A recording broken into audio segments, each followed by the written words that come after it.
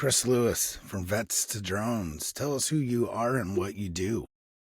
Hey, Bennett, thanks for having me on here first. So I'm Chris Lewis. I'm the founder of the Vets to Drones program. Got into the commercial drone industry during 2020 after getting out of the military, going through college using the GI Bill. Ended up going to California to fly drones for the power companies for the wildfire mitigation program.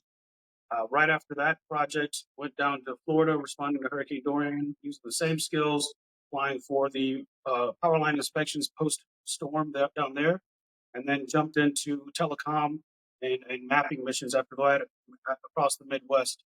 That kind of started my cycle of operations or contracting operations across the drone industry, where I started at the beginning of the year back in California doing power line inspections as a W-2 employee. Uh, Middle of the year, 1099 contracting, bounce around different projects between mapping and digital twin creation for or telecom, and then jumping into hurricane season, responding both in a humanitarian capacity and as a commercial drone operator as well. I was naturally recruiting other veterans into the industry. I started with my own brother. He's an Air Force vet.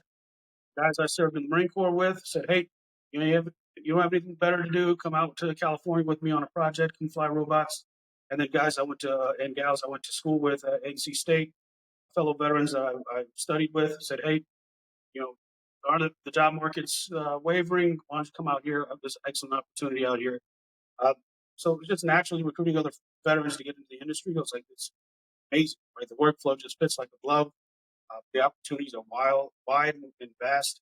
And then informally founded the organization at a bar during one of these contracts in California in San Bernardino with about 40 other drone pilots. Said, "Hey, I'd already brought like 16 people on that contract." And I was like, "Hey, let's get together and give a name to this process. And we're going to call it Vets to Drones. And we're going to start recruiting other veterans into the industry." Then we formally became a 501c3 in uh, February 1st of 2023.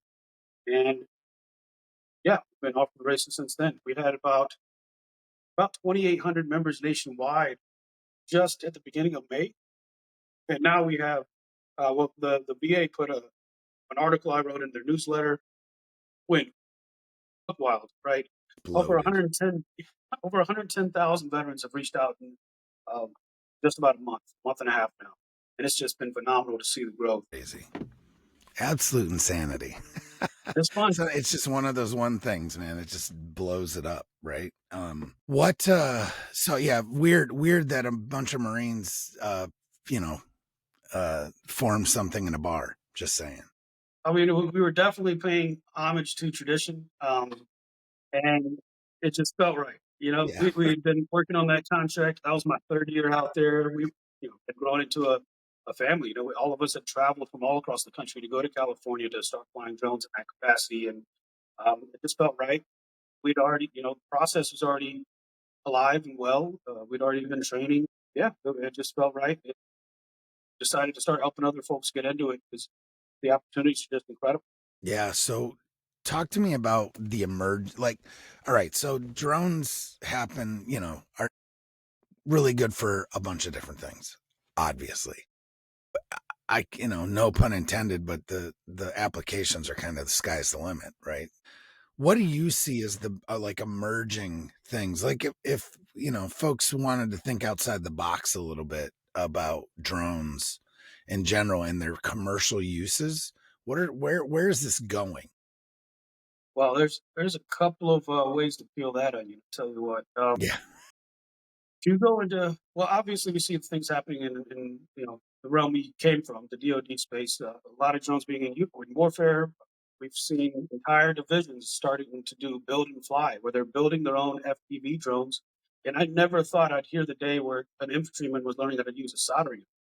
It's just a completely different world in that space. So that's happening. That's current. It's not where it's going. But evolution, the easiest way to kind of track what evolution is reading up and studying what NASA and the FAA have been working towards since about 2013, when they were bringing Reapers and Predators back from overseas. They had them stationed down in Miami, and they're like, "How do we get these to California? How do we fly these drones, unmanned vehicles, across the national airspace system?" So that proposed a problem. So they started working towards it. Um, the heaviest efforts in that regard in integrating UAS, unmanned aerial vehicles or systems into the national airspace is in wildfire operations. The That's become one of the biggest problems. You can't use drones during wildfires because you can't tell where they are, or when they are, and then the folks flying the airplanes can't see where they are, and that causes can cause more harm than good. Yeah, right. So the technology requirements to integrate drones into the wildfire operations is where it's a good place to see to gauge where the industry needs to go and is going. So go harping off of that, you go into the commercial side as well. If you look down in, particularly in Dallas, the DFW area, the amount of drone delivery operations happening down there between Wing from Google, Amazon Prime Air, Zipline, American-made, excellent, incredible drone company that's been delivering blood across the world for years now, and then Flytrex as well, doing drone delivery down in the Dallas area and other areas across the United States. Those operations are built to scale. Right? They're going to continue to grow, and we're going to see that far more and more often. What I hope to see is that the use of drones are going to be utilized not just in the commercial sense for delivery of um, replacing DoorDash by delivering food with drones or the call morning coffee, but I'd rather see them being used in medical delivery operations, Yeah, like yeah. drones doing in some of the areas across the country and um, Archer FRS is doing down in Florida. That is also growing when it comes to drone delivery. We've seen a huge uptick in agriculture. Um, Probably 2024, March 2024, there was agriculture use of drones in agriculture before. That's kind of where I got my start. I can go into that story as well. March of last year, it we just saw a spike of folks getting together, learning this technology, and then going out and getting the job done. And that's been absolutely phenomenal to see. It's just incredibly more efficient. Yeah, so when we say agriculture, what are drones doing for Perfect. So, farmers and agriculture?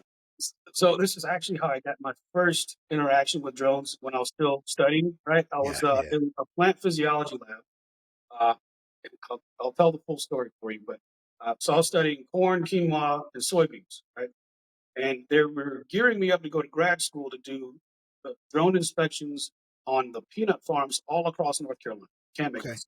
Yep. We Which make there's drone data. which there's tons of, by the way. Absolutely, absolutely.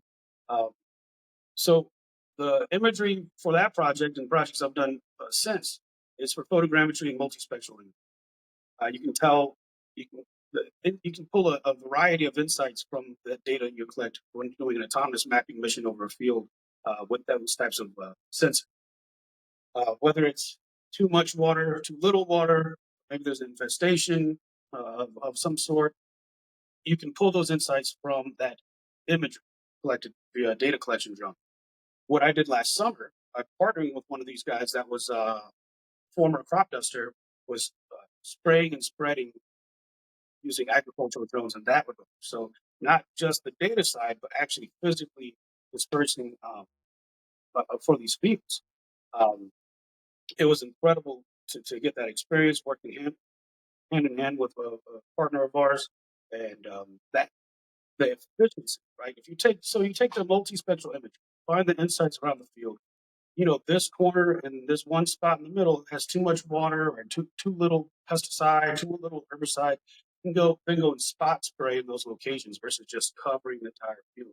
Let alone all of the drones have the exact amounts regimented by an algorithm to tell you exactly how much is supposed to be spread or sprayed across that field, rather than I've seen workers in these fields in full mop gear with a power washer over their shoulder, just spraying the crops one by one. Yeah. Or if they're spreading fertilizer, they're literally just scooping it out of a bag and throwing it out.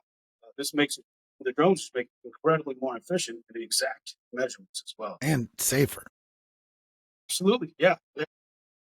I've had multiple people saying, "Oh, you're getting too close to the chemicals. I'm worried about getting into ag. I don't want to get near it." It's like, well, the good thing about doing it with a drone is that you fill the drone, but then you send the drone away and you don't have to go near it. You're not. You don't stand under it, right? Yeah, You'll be right. fine. Right. You can see everywhere it's going to fly, and you control the spray right there in the palm of your hand. So it's much. more difficult to get affected by the chemicals that Right. can be harmful. Have they what about wild so we brought up integration into wildfire fighting. So other than like reconnaissance and spotting, man, I, I'm a recon Marine. That's what I did in the Marine Corps. I would have loved to have a damn drone back in the day, right? That would have been cool. But but with that being said, uh other than like reconnaissance, have they started because there's some big drones. Have they started actually dropping like retardant with drones and stuff like that yet, is that stuff in the works? So not in the U.S. yet, right? So drones are have not been integrated into wildfire operations yet. There's some Oh, research okay, studies so we're happening still with working on that. exact. We're still working on that. Abroad, yes, there are operations that are starting to happen like that. You look overseas, and they have drones that drop. Um, I think it's nitrous oxide or maybe it's CO2 canisters, and it takes all the oxygen out of the air, Yeah, right. and it zaps it. Now, what has been happening since it's not integrated into wildfire operations directly is seeding of controlled burns. And they'll do that. They'll drop these little ping pong balls. They drop and they pop and they start a fire. And they'll use that to start a boundary fire to have a controlled burn in conjunction Yeah. with the state forestry department, the, the fire departments in the local area as well. So that's what's happening here in the United States currently, while the research is still being done to integrate fully Yeah, so wildfire not really the firefighting, more the fire management side of it right right now. now. Yep. Yeah, For now, which which we'll is see where it which is cool. but Which on the if you do the management correctly, you don't have to do as much firefighting. So exactly, absolutely, you know, that is one of the biggest things I've learned from looking into the wildfire, problem that exists across the US and across the globe, is that forestry management is the key to preventing most of these wildfires.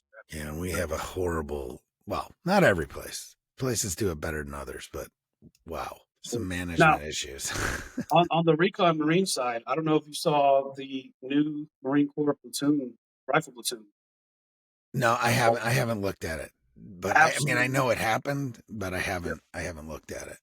So they integrated drones and then Of considered course it they did. a range extension. Everything turned into, hey, we're going to be using drones now, but how far out can we extend the one rifle platoon's range? So it just became even more efficient. Like Of more, it course they was did. indirect fire, sniper rifles, and including drones, um, primarily for ISR. That's kind of the direction they went versus what we see a lot of is everybody focusing on first person view, attack drones, one way flight types of operation. Well, they decided to get rid of snipers. So, Well, that's a shame. Well, every Marine's close to yeah, close.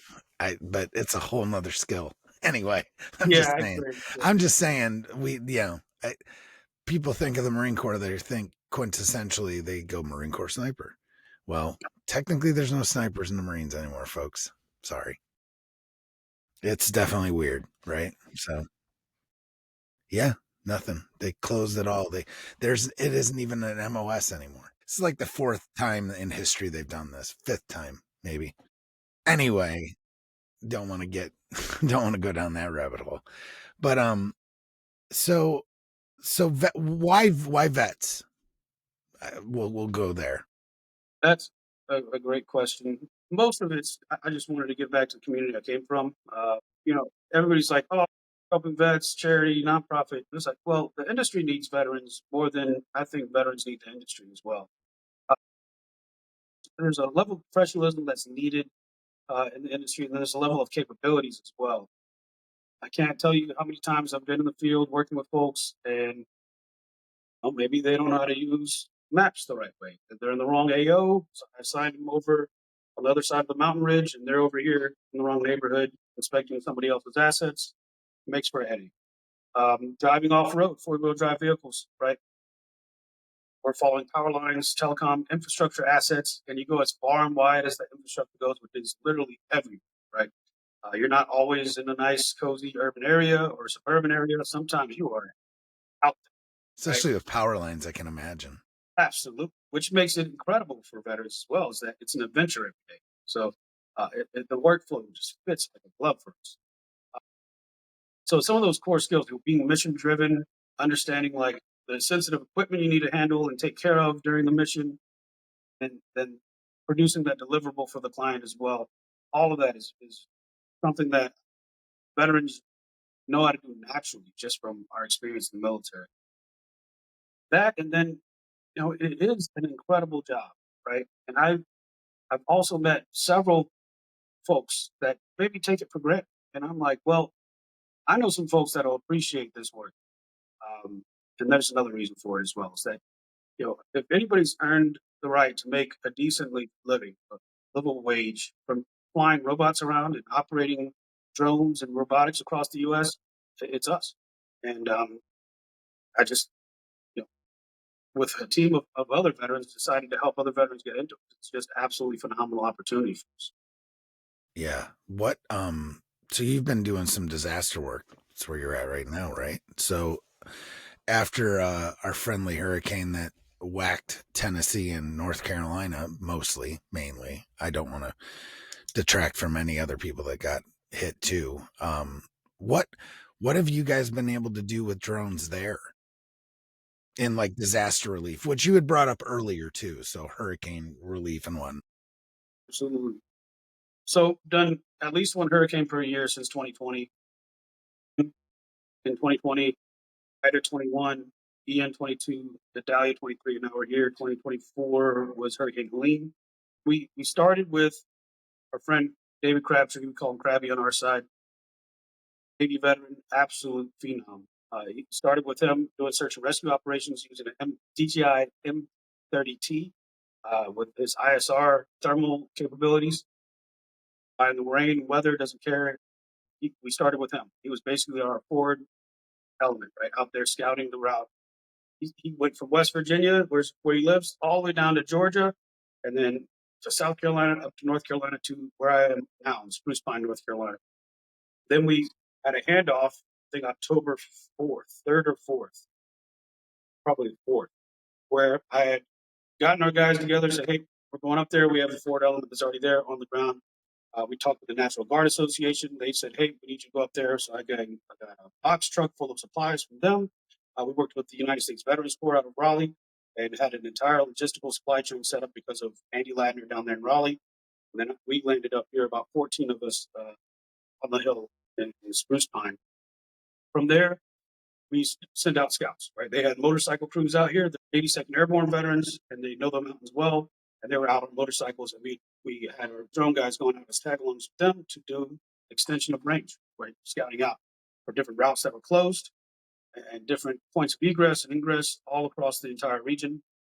So we could get to people that were cut off because those bridges, especially the small bridges that went to Yeah. people's Awful. single family homes or small neighborhoods, were obliterated. So that's how we started. Say the least.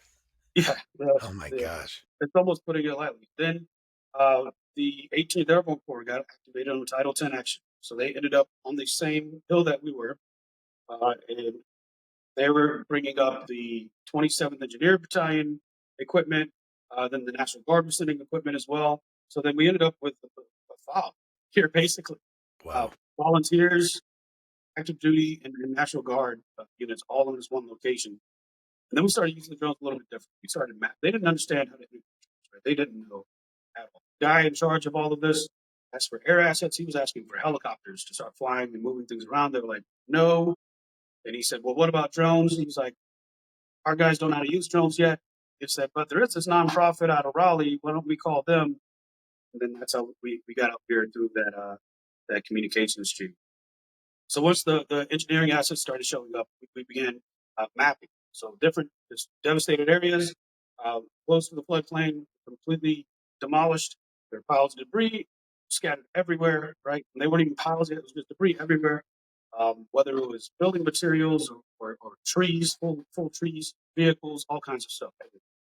So we started doing photogrammetry for those areas and then processing the data in a way that we could deliver it to the field platoon commanders, and then they could allocate their assets more efficiently. Their bulldozers and wreckers and Yeah. different equipment that they had out here. And that's how it started. So we were literally in the second story of a barn. We had a piece of plywood across of a couple of pieces of furniture and full blown data processing computers and all the drones and generators charging everything through the night. Um, I was sleeping in the barn for the most part, and that's how things began. Starlink? Starlink, yes, we had Elizabeth City State University, one of our partners out there, donated Starlink to us. They're actually coming to get it today. They'll be here in a couple hours. Absolutely pivotal in everything we were doing. Game Um, changer, right? Just yeah, game changer. exactly. No It's matter, just keep the politics out of it, but amazing. Just amazing technology. absolutely. That made it so we could communicate and actually move the ball forward. Because without that, post storm, any storm is communication is the most important thing to get back up and running. You need power and running water, of course. Supplies are starting to roll in. Can't communicate who's in the most need. Nobody gets help properly, and it just becomes chaos. So that Yeah, communication channel is just absolutely. absolutely terrible. So basically mapping. Mhm. What other things? Anything else that we've found that it's useful for? And the initial response efforts. So search and rescue is huge during those efforts when people are in the most need, floods or floodwaters still happen. That's when drone delivery became an absolute game changer as well. We had folks that were using literally zip lines across rivers, floating rafts to send supplies Right. across. The same guy I was working agricultural with last summer came down with his big ag drones. They carry 120 pounds easy, 150 pounds maximum. And we were able to load those things up and go across these chasms that have been created from all the Yeah, flooding. unbelievable, right? Mm, Just yeah, nothing's going across them. I mean, well, No, obviously a no, drone could, but not you're not spanning that chasm. no, no. Some of our folks were riding on single railroad rails on a motorcycle to get across them. It was pretty heavy for a lot of these folks. But when the Wow, that drones is showed up, it made things a lot easier to control and contribute. yeah. The so what are let's just kind of shift just a touch and talk about drones in general. Or UAS in general. What have we got? We've got quads, we've got copter drones, but you also have more traditional like airplane type drones. Um, I live outside of Syracuse. We actually have well, they're not the Predator anymore. I can't remember which drones they're using now, but I see drones constantly in the air. But they're surveillance. They're the ones like the Predator drones, which have been phased out now. I think mostly, right? Um, so I don't see a lot of the quad drones, but I see a lot of the airplane drones. What are like size limitations? Like what are we you said that you had ag drones that were carrying 120 pounds of stuff. I mean, that's a lot. That's like almost a human, right? Yeah, yeah, yeah, What I mean, man, it's like sky literally sky's the limit, right? yeah, yeah. So I mean, I consider any robotic that is controlled remotely as a drone, right? So Right. ground, Boats, air everything. I guns, mean, we got everything. exactly. So when it comes to the levels of aerial vehicles, UAS, there's type 1 through 5. Right? Type 1 are the smaller ones that we use, up to 55 pounds. That is on the commercial sector, that is the primary we go to for data collection all across the board, whether you're doing photo, video, photogrammetry, LiDAR, what have you. That is the what we use on the commercial scale. Type 2 would be into that agricultural range where they're starting to weigh more than that 55 pounds. And I don't know the exact weight ratios off the top of my head, but then you go to like 2, 3, 4, and 5. 5 are the big predators and reapers you're talking about. Huge airplane sized drones, right? Um, type 3 and 4 are interesting as well because those are kind of those mid range ISR or even long range delivery drones that are starting to come up across the US and the world. So that's kind of the range that type 1 through 5, right? Easy Google tells you those exact size limits for each of those aircrafts and then the limitations as well. So that's where our programs. So we've been in Type 1 for a long time. We've been, of course, teaching folks how to do Part 107 freely, and then helping them learn different commercial UAS skills. But the industry is constantly evolving. The metaphor I use is like the drone industry is this fast running river. There's a bunch of boulders and rapids in it, and it's at night. Best drones is a raft, but we all have paddles, right? We're all paddling together on this thing, and feel free to join the raft because this industry is moving at light speed. It is not, and that's what also makes it exciting. It's a blast. It's a lot of information flow. So um, a lot of testing and research has been done in the long range delivery space, which would bring us into that type 3 and 4 range, right?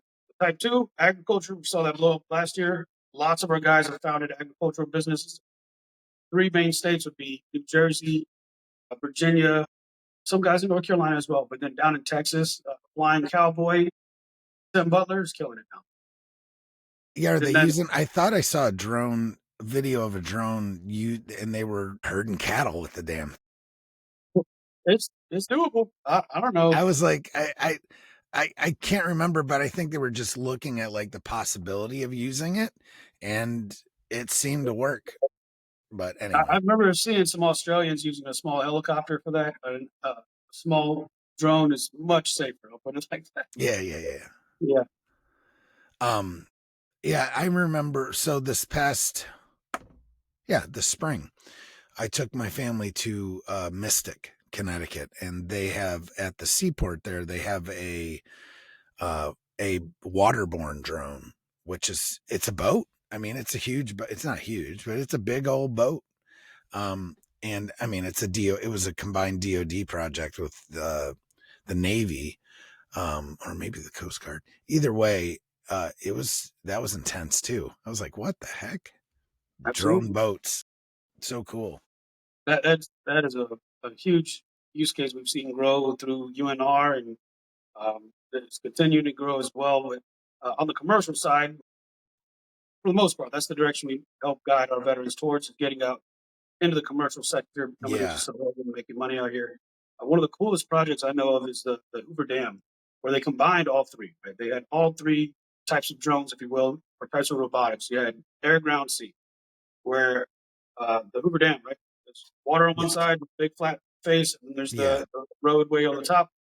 They used the drone to do the facade of the entire dam, the front. They used the Spot robotics from Boston Dynamics, Spotbot, to do the entire top, and then they used a what is that called? UGV, sorry, UUV, underwater drone to Right. inspect the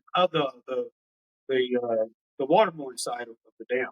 So Yeah. then they would get all three types of data collection on that one infrastructure piece of infrastructure.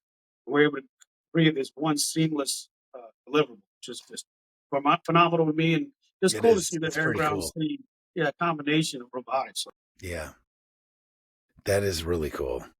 Definitely. And, I mean, safer. There's so many things that it's just, yeah. I mean, you don't have to send divers down. You don't have to do any of that stuff. You can do it all, right? As a guy who used to be a diver. Enough of that. Enough of that. You can get back into it now. You just, No thanks. I'm all set. send the drone, man. Send it. Exactly. I'll send a drone. Um, oh my gosh, I had a question. Now it's gone.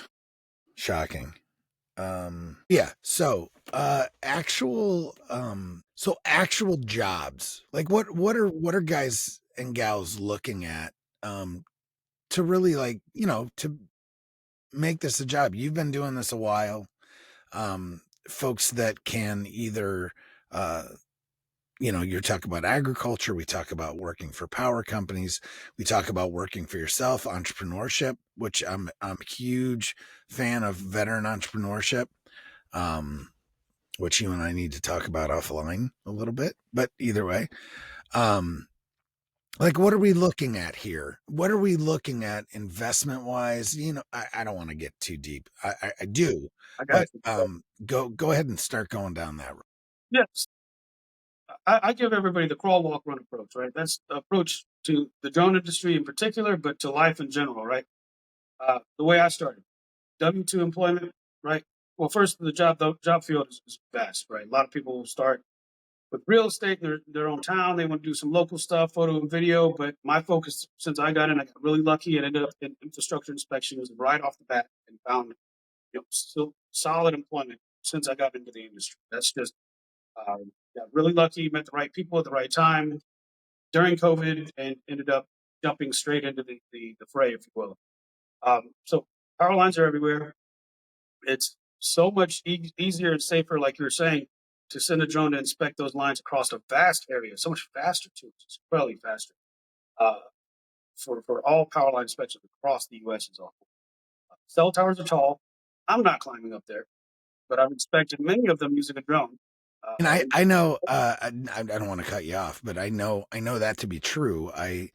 My wife used to, uh, in essence, she was one of the folks planning and doing the procurement to build cell towers. And they were constantly looking for techs that would climb, and they got paid a decent wage to climb. But wow, damn, when you're talking like a 400-foot tower or a 200-foot tower, and it's just that, it's a little hairy. It's a special person. It's a special person.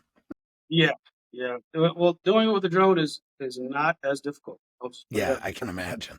some software to learn, right? License to procure, but it's not as difficult. It's much safer. Um, then solar panels, solar farms all across the U.S. One of our partners is a solar panel manufacturer right up here out in North Carolina, and they install them all across the U.S. and inspect them every year.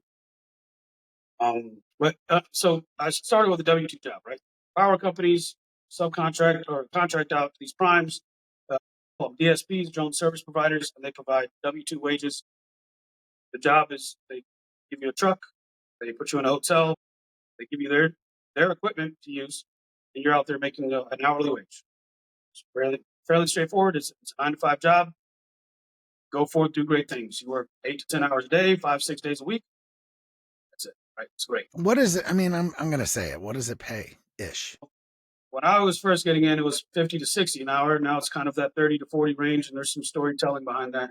Um, there are other companies that still pay in that 65 plus an hour range based off of your experience, your ability to produce the how many assets you can capture in a day.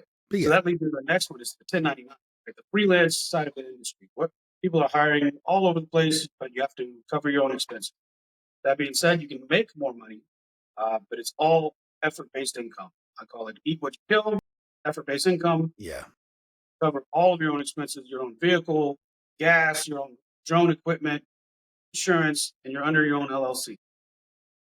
That was my favorite type of operation in the industry because you are coast to coast, traveling all the time, chasing down projects. To me, it's exciting. It can wear down on some people, but it's exciting Yeah, work. of course, especially people with families and stuff. But Absolutely. So then the evolution from there. So that's the crawl was the kind of W two phase, which some people love and they'll stay there. They don't have to jump into the 1099. The walk would be the 1099 freelance, bouncing all over the place, making decent money, then building up your capital to go into the actual small business range where you're procuring your own contracts, whether that's in your local area, your own state, local different federal agencies or what have you. And that's kind of the run stage where you're able to start facilitating that and actually hiring other people as well. So that's kind of the general basis of workflow. Now, the workforce, the FAA just predicted, we had a post about it about a month ago or so, but there's about 340, maybe 400,000 drone pilots, licensed drone pilots in the United States right now. They predict that by 2028, they're going to need 850,000 Part 107 owners, right? Let alone what's coming past Part 107, which is a whole other rabbit hole that we so, got. are you saying they're gonna need, or that's what there's gonna be? The report was saying that's what they're going to need, How many again? 850,000, so more than double. That's a lot of drone operators. Absolutely. So it's like So we have the drone. We have how many now ish licensed? the last time I looked, it was like 340,000, but you can round it up to about 400,000, give or About take. 400,000. I wonder how many of them are actually flying drones commercial. I mean, they might be able to, Yeah. but doing it, having and doing are two separate things, right? So what happened in the last few years was the Part 107 test was $150 every 2 years. And there was a huge drop off right around 2021, 2022, from about that 330,000 range down to 275,000. So the renewals just didn't happen. They weren't paying 150. They weren't able to secure work. Yeah, yeah, They weren't able to go out and find the jobs they were looking for. So there was a huge drop. Then they changed that to $175 once, and then you could do the research online free. So they changed that up, and then we've seen the curve climb again. yeah. Gotcha. And again, I wonder how many of those are act. That is a good case. Getting your Part 107 is not enough, and the folks in the industry completely agree with this. It's not enough to consider yourself a professional. You're a licensed drone pilot. You're now legally able to earn an income by being a drone operator. But to be considered a professional, we can go off of flight hours, we can go off of equipment time, we can go off job experience, but it really comes down to the individual. And a lot of folks will get in, be really excited about it, spend thousands of dollars on drone equipment, and then have no idea how to procure work because they started at the run stage. They're like, I'm going to be a small business. It's like, wait, you probably learn how to use the equipment. That's that crawl stage. Right. You're on the Because W two employee. just because you're a licensed licensed 107 operator, you, you might not even hardly know how to use a drone. Exactly. So Literally. then you have the license, but none of the experience necessary to earn an income. Using somebody else's equipment to earn an income and then learn how to use the equipment is why I always recommend W-2 first. Everybody says, "What drone should I buy?" I was like, don't buy a drone." Don't do They're it. like, "What did you start with?" Because I started with a $150 Tello in my backyard. I caught it in every tree in my backyard, circles until I got him tighter. Still catching it in trees.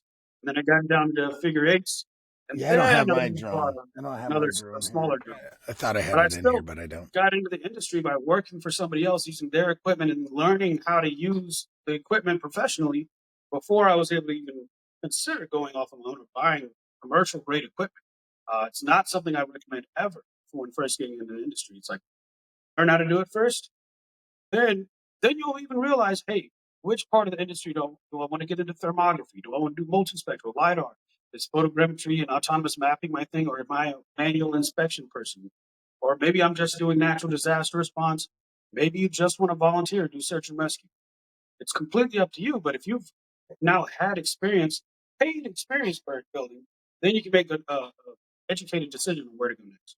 So I never recommend people go out and say, yeah, go drop 10 grand on a drum right now. No, no. And we're helping our fellow veterans. So it's the best advice I can give, right? So I give it freely and openly to as many people as possible. Like, nope, don't go out and just splurge on a drone. Learn what and how you want to operate in this industry. Think about the skills you have from the past that apply to where you want to go in this industry as well. And then that educated decision sets them up for success rather than jumping in way too fast, too deep, and falling flat on their face. Yeah, for sure. I'm sure you have. Yeah, yeah. Yeah. It's like any other industry, right? Um, so, it's you don't get into a food truck business without learning how to cook, right? Absolutely. And Yep. or run the equipment. So, yeah. So it's not a get your 107 and you're gonna if they build it, they will come thing. It's just not how that works. Gotcha. No. Yeah, it's Um, far from a get rich quick scheme. It is a professional industry to enter. That is a whole lot of fun to operate in. If you do it the right way. yeah, I can imagine how like if if this had been around when I got out of the military the first time, that would have been like like a an alternative to contracting. It would have been amazing. And And those opportunities are available as well. Yeah, those exist as yeah. well. But Right. but we Well, had a guy. Sorry, we had an Air Force vet come through. Right, he's a skill bridge intern. He came through, and he's been out of the military now maybe a month and a half. Right, but he came up here to Spruce Pine. We have the equipment. We were donated the equipment from that solar farm manufacturer, and we taught him how to do DFR, drones as a first responder. So we used thermal enabled drones. They are commercial scale, but they're used primarily for DFR in this use case. We taught him how to fly, taught him how to use all the equipment, operate the software, not crash, and got him Part 107 license within a 3 week time span. We even had enough time to teach him some of the commercial operations for cell tower inspections and power line inspections. About 3 weeks with us. Now he has a job in Gaithersburg, Maryland, flying for the police department, and he loves it. He's doing it every single day, sending more veterans our way. He's asking about, hey, Chris, what should we do? I want to get into drone building next. What courses can I check out? And I'm just like, man, Right. Justin, you're killing it. Let's keep it going. With that fresh out of the military mindset, I remember when I got out, I had no idea Yeah. what Just what's the lost. what is going on out here. Somebody please tell me what to do. Right? Who's giving me orders? Oh, I am. Yeah. This sucks and I'm going to fail. You have to Right. give yourself orders. Okay, let's figure this out. So, uh, but having that experience myself, and then having helped, I don't know how many veterans through that process so far, it's just um, an easy way for us to help people kind of find their own path. And maybe they fly drones for a year or two and they're like, that was awesome. I'm going to go do something else. But at Yeah. least they have an interesting way to enter the 21st century. What? Absolutely, man. And so this is, in theory, it's mostly a national security podcast, right? But this has everything to do with national security, because everything is national security. And this is the thing I keep trying to drive home. National security is not just war fighters. It is agriculture. It is infrastructure. So this goes hand in hand with all of that. If you want a national security job, here we are, right? I'm sure there's plenty of places where you even need clearance to kind of do some of these positions, right? Um, so with that being said, uh, what what could you tell folks that are maybe interested in doing this? What directions they should start heading? And maybe it's not even vets to drones. It could be something else. Like what just as baby steps, the crawling. How do people get involved and start moving that direction? That's a good question. Well, in our industry, the national security piece is very prevalent.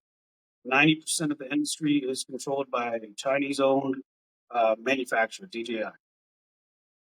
90% entire commercial That's industry. insane. But When I first got in, they it are was great 7. drones too. I no Oh, no phenomenal. They're the no best one. they are amazing. Yeah, they price point, capabilities, unparalleled. They're leaps and bounds ahead, which can be considered a problem. Um, whether you consider any of the data constraints and concerns to be uh, viable or not. America's inability to manufacture at that scale and capability is a national security concern. We don't have the capabilities to manufacture at that scale, manufacture that quality and capacity at scale. We can't do it, which is that's a very concerning.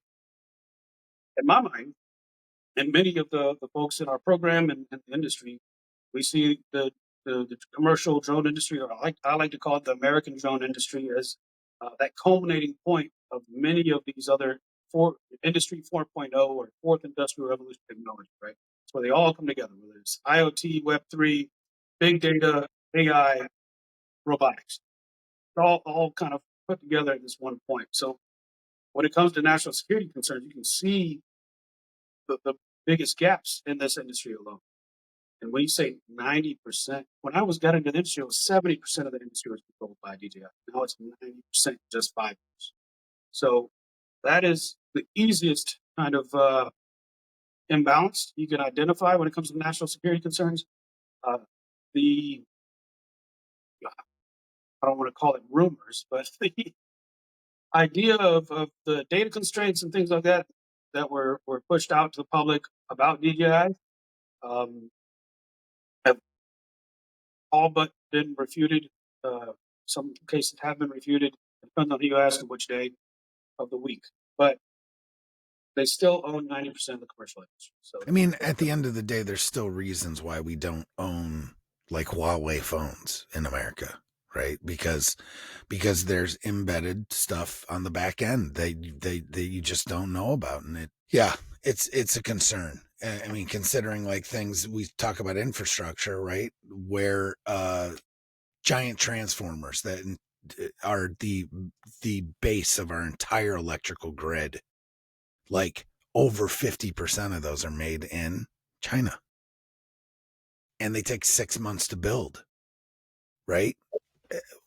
If we're at war, who's going to replace, you know what I'm saying? It's the same kind of thing. Again, it's stark reality once, especially after uh you know the pandemic, just blaring red lights, right? Like we So we need to fix this. So anyway, now the question is, what's happened in the last 5 years to combat that?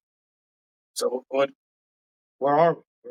yeah. What have we started manufacturing? I've seen billions and billions of dollars going into chip manufacturing across the U.S. I'm very excited about that. I mean, I am Arizona, too, but when 500. it takes 10 years to build a chip fab plant, something ain't right.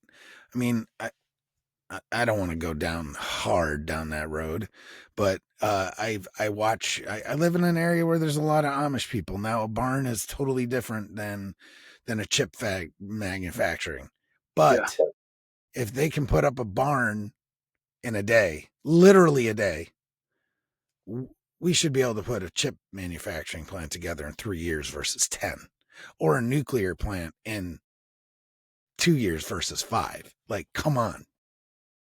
Just yeah. saying. I think it's just we've identified our gaps. You know, Yeah. whether it's supply Right. chain or workforce. Um, I and I strongly believe that integrating technologies that we have available to us into those processes is going to be completely paramount to making it more efficient. Everybody's worried about, you know, when it comes to construction of these fabs, how many robots can you get in there to automate that process and have it go 24/7 and make it work faster? How much that process can be automated? How much AI is being used to monitor and make more efficient the supply chain that's needed to facilitate those manufacturing? So there's a lot of technology integration that can improve these processes, and that's where we're at. That's where we can have the advantage, or do have, that's the United States. So that's where we need to double down on and push forward so we can stay ahead of the Yeah, curve. for Um, sure. Agreed. So, coming near the end of this lovely interview, um, plant some seeds in people's minds on what you see uh, as being our way forward as a country with this type of technology. I think one of the parts of the industry I did not like to see was a turn away from the commercial market from American manufacturers. So I am very excited to have American drone companies come back to the commercial sector as well, because there was that gap. 70% of the market was held, and 80, and now 90. I think one of the primary reasons that everybody turned towards defense rather than still catering to the commercial drone market, which is growing rapid. Uh, so I think that's a big point. We need more commercially viable drones here made here in the United States, that are at the price point that is competitive. That's a big point there. Integration in the national airspace and identifying additional commercial opportunities for UAS in particular is huge as well. And I'm not talking about just Type 1. The industry's evolving. We have to evolve with it. Considering data collection is the only way forward for drones to be viable is just elementary. Yeah, Right? right. There's more coming. Uh, the commercial viability of drones. Obviously, we see delivery happening. Um, that's going to become bigger, faster, and more broad soon. Um, but what I want to see is drones being used in the most critical places needed. Right? With the drone delivery operations I've seen doing medical deliveries, where they get a 911 call and it has a packet where it's a first aid kit, it's a packet of blood, it's a packet of Narcan, right? So if there's an overdose, buttons hit, drone flies out, delivers it, drone returns, but you have that right there on station, whether it's first aid and tourniquets and blood, or you need the Narcan, whatever's going on is right there at your hands. So the delivery operations we saw during Hurricane Helene were just game changed, just changed everything. Right? If we had that a couple years ago at Hurricane Ian, when Sanibel Island was cut off, Yeah, we of would have course. been delivering using drones then instead of Chinooks flying through the air Yeah, while we're trying to do cell tower inspections across the entire western side of Florida. yeah. I mean, Um, 150 pounds of water is a decent amount of water, man. I mean, and if you're able to do that in mass with like 10, 15 drones, that's a lot of water. And it only takes one person, one pilot, especially if we've got integrated swarm technology type stuff. I'm just saying. the, Uh, well, the properly trained, certified, and vetted. That's Correct. another thing. Yes. Yeah. Vetting. The professionalism of the industry has got to. There's got to be other barriers. The Part 107 is not enough. It's No. just not. True story. It is, it is the regulatory baseline for getting your private pilot's license, and that's why they use it. And you understand sectional charts, uh, aviation weather, um, and some crew resource management techniques for Right. drone operations.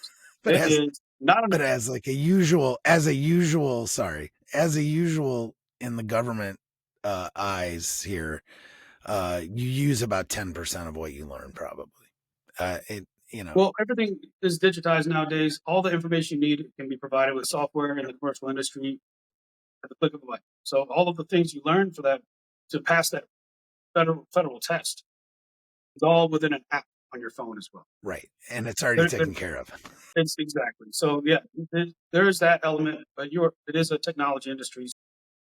Everything's at your fingertips once you get across that barrier. Yeah. That being said, trained and vetted to use the equipment properly is one of the most important next steps.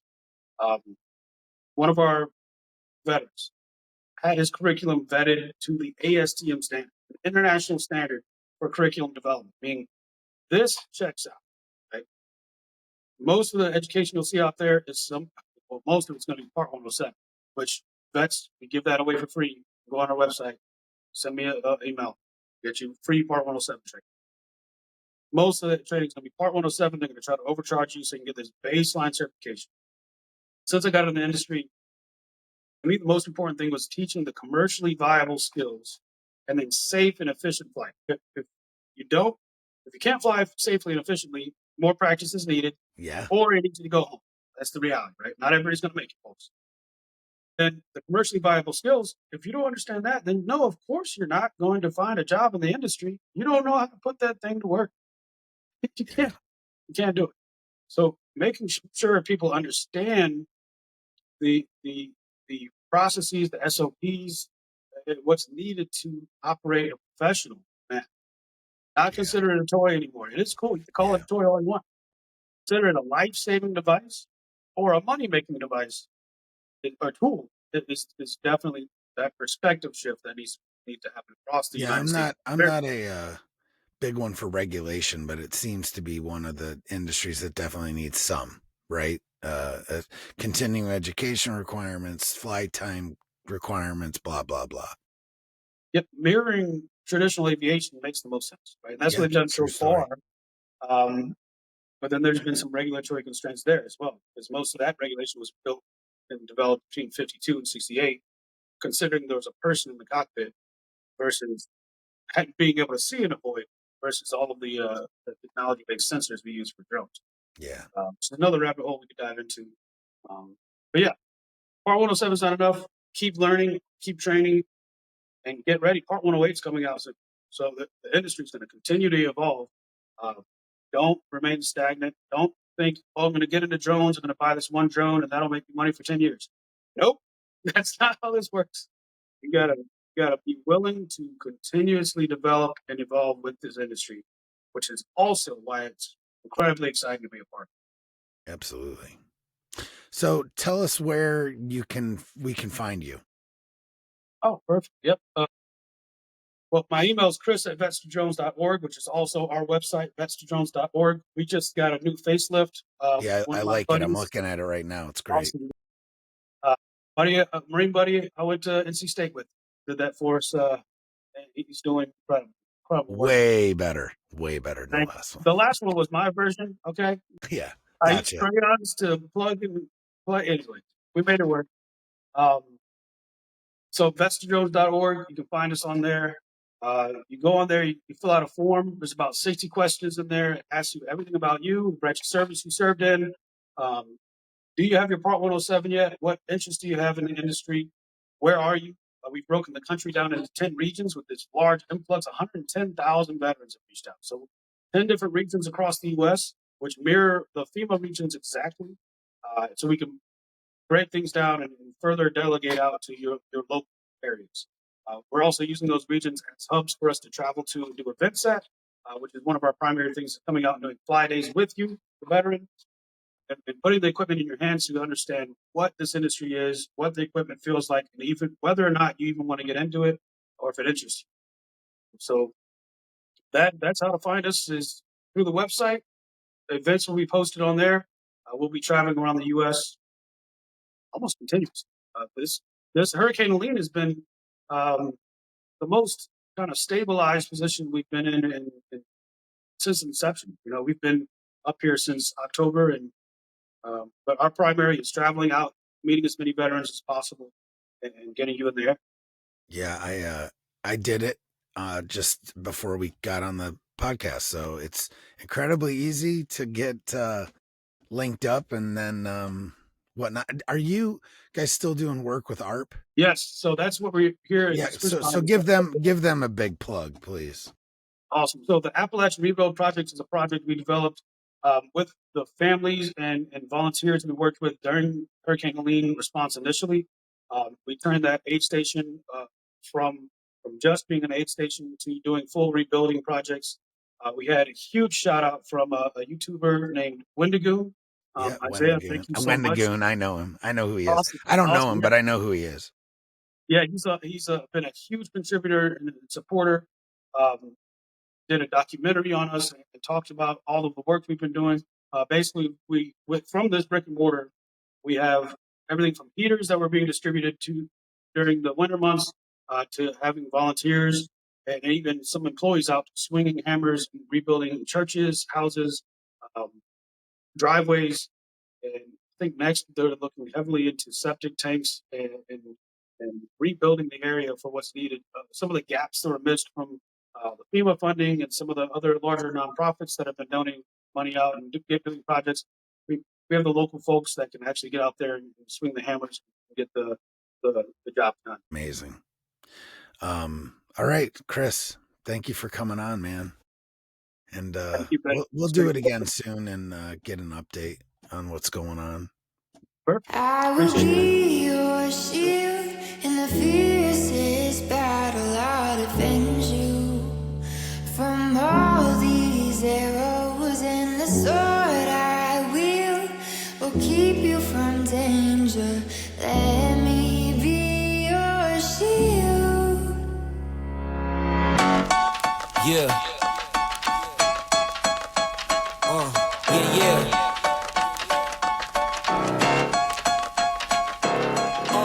It's just you, me, and the odds. We stuck together, we two peas in a pod. You dealt a bad hand, I'm there seizing the cards. We'll never be separated till we see in the gods. We've been low together, high forever. Long as we go together, we'll die whenever. Be a light, couldn't let the darkness try you ever. Truth in my word, you I lie to never. And when the world gets a little too hard, wipe your eyes, put away your sorrow. When it's war, I'll be leading the charge, and I'll be still fighting for you tomorrow.